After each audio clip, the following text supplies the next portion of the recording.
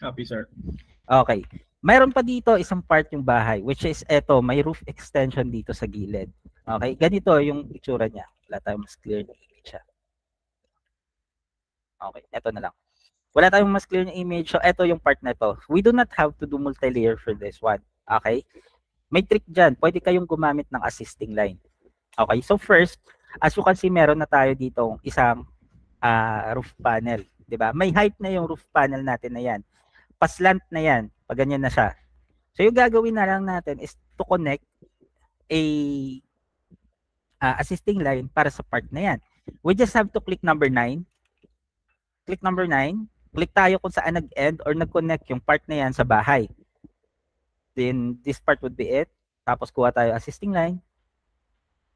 Kuha tayo assisting line. Yan. Stretch natin kung saan sa part din nag-stop. Para sa akin, dyan siya nag-stop. And then, hindi nyo na yan kailangan hilahin dito sa right frame. Bakit? Anyone with the idea? Tingin nyo. Nakakonect na kasi sa roof, sir. Okay. Connected na siya sa roof, so kinuha niya na automatic yung height ng roof na to. Kasi nag-snap na ako dyan. Parang nag-snap lang kayo, ganun. Now, yung part na to, which is kulang, yung gagawin na lang natin is to add an assisting line para ma-capture yan. Parang gagawa lang kayo ng isang box. Okay? Parang gagawa lang kayo ng isang box para sa part na yan, which is walang layer. Okay? As ganito. Add tayo as ganyan. Ginagawa ko, in-extend ko yung isang linya ko na ganito kasi para mag-connect na lang ako na mas madali mamaya. Ganyan. And then, kuha tayo isang assisting line din dito, which is palang.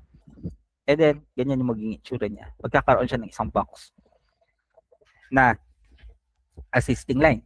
Now, kailangan natin kunin yung panel niya or yung roof ridge niya. Okay? This part would be it. So, we have to click number 9 again. Snap lang tayo dito sa existing na roof ridge. Click number 9. Kuha tayo assisting line. And then, labelan natin. Hindi na natin kailangan hatakin yan or hindi na natin kailangan hatakin yan sa right frame natin kasi may height na rin ito. Nag-connect na tayo Nag-connect na tayo sa ating roof panel. So, kapag pumunta kayo ng 3D mode, ganyan yung magiging itsura niya. Okay? Same height siya ng roof ridge natin. Now, all we need to do is to label yung panel. Just click letter S and then again, snap lang natin point to point. Ganyan. And as you can see, na-label na natin siya. Pumunta kayo ng 3D mode, ganyan yung magiging itsura ng extension na yan. So, tinanong ko sa kanina si Sir Pauline kung kailangan pa namin i-multi. Sabi niya, that's all good. Tapos, punta tayo dito. Yung mga nasa extension na nasa gilid. Okay. So, as you can see, hindi natin makita yung height dito kasi flat yung ating left frame. So, yung gagawin natin, maghahanap tayo ng ibang frames which is visible yung height or yung pwede nating kunin na roof ridge para sa roof panel na to. So, again, dahil ito yung image na pinakamaganda, we have to click flip view for that. And ganyan yung magiging itsura niya. Now, you just have to click number 9. Pumunta kayo kung saan part siya nag-connect or saan yung height niya. Para sa akin, nandito sa part na to. Just click number 9. Kuha kayo ng assisting line. And then, connect nyo lang yan sa 3D. Sa 3D ng bahay. Kasi yung 3D na yan, may height na rin po yan. Okay? Yung 3D na yan, may height na rin yan. So, kukunin lang natin yung height. Now, again, label na natin yung panel. Ganyan lang kasimple. Tapos sa part na to, which is yung nasa gilid, hollow part yan dahil hindi pa natin nilagyan ng label. So we also have to lock that area. Kung nahihirapan kayo mag-label niyan sa normal view, actually, pwede kayo mag-label dito sa 3D mode. Pwede nyo niyang i-label sa 3D mode as like that. Pag pumunta kayo ng normal mode, walang problema yan kung tama yung pagkakasnap ninyo. So, i-label natin to. Lock din natin yung part na yan. And that would be it. Next, itong part na to na nasa upper left, sorry. So, kuha tayo ng magandang image and this image would be it. Ito yung gagamitin natin. So, again, gagamitin natin yung flip view for that. Okay? And as I can see, hindi pa siya nagmamatch na maayos. So, try natin i-match yung bahay or yung part ng bahay na to. Ayun, okay na yan. Now, dahil hindi siya masyadong kita, medyo madilim nga, para sa akin, nandito yung part na yon. So, yung gagawin ko is, kukonect ko na lang yan sa previous na 3D ng bahay na to. I just have to click number 9, kuha ng assisting line, and then lock natin dito. Ganyan. And then may extension pa to, isa pa. Or hanggang dito pa yung part na yan. So, ganyan yung magiging itsura. Now, lock lang natin using letter S para i-label yung roof panel.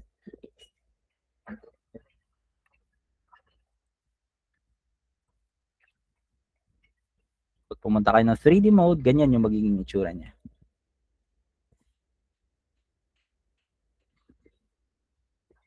So, do you understand? May part pa tayo dito na kulang.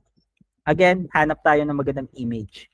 We can click F1 or F2 for that. Tapos ito yung image na mas maganda kasi dito nakikita yung roof ridge niya. So yan yung gagamitin natin pang label. Okay? Just click number 9, kuha kayo ng roof ridge, kuha kayo ng assisting line, and then label.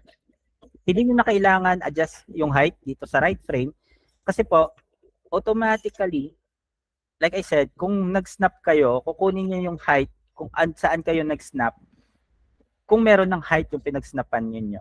Okay? For this, ganyan. Label natin as ganito, using S tool. And then lock natin yung harap. And then again, pagpunta nyo yung 3D mode, ganyan yung magiging itsura niya. Now, sa pinaka-last part, we have to cancel or delete all the assisting line. You just have to click this X button para mawala yung assisting line, select them all, and then group. And then right after that, pwede nyo na submit yung label ninyo. Any questions for now? Sir, question. Walang question. Sir, may possibility na mag-multi-group exist? Nung, yes, may possibility pa rin na multi-group doesn't exist kapag mali yung inyong paggawa ng multi-layer. Sa 3DM pa lang sir mali.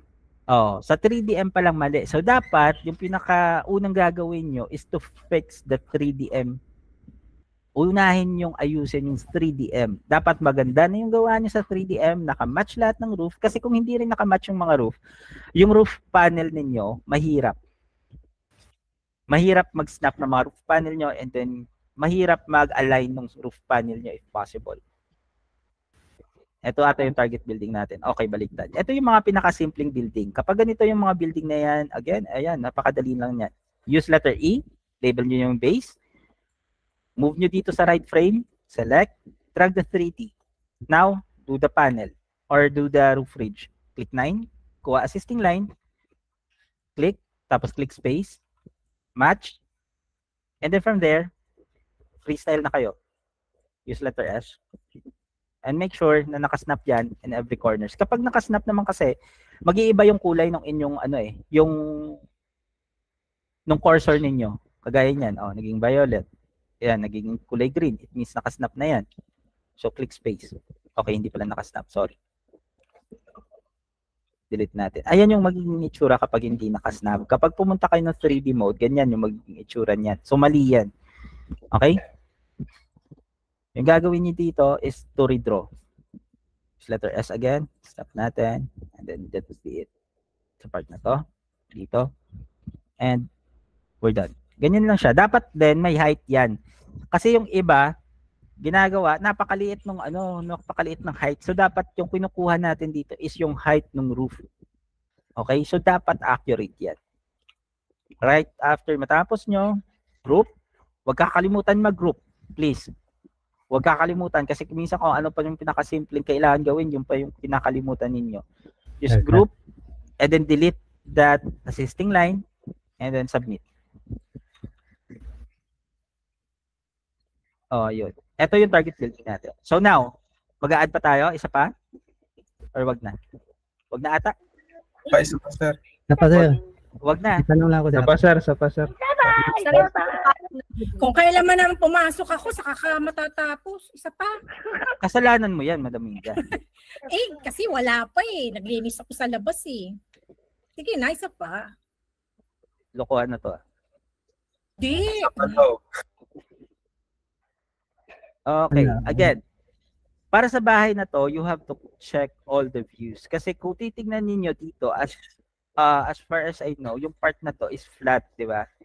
Pero dito, sa part na to, or sa frame na to, as you can see, paslant yung roof na yan.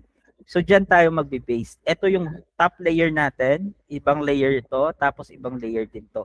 So, mga ganito na bahay, all you need to do is to do multi-layer for them first. Okay?